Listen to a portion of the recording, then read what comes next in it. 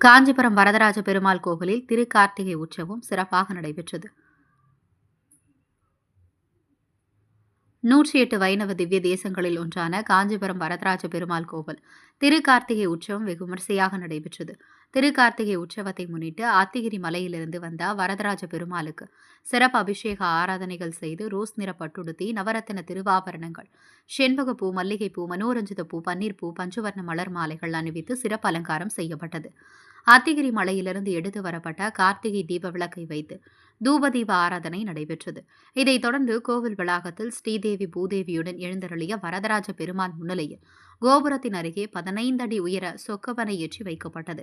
இதைத் தொடர்ந்து மேலதாள நாதஸ்வர வாத்தியங்கள் முழங்க வேத பாராயண கோஷ்டி பாடி வர ஸ்ரீதேவி பூதேவியுடன் வரதராஜ பெருமாள் 4 மாட வீதிகளில் திருவீதி உலா வந்து பக்தர்களுக்கு அருள் பாலித்தார்.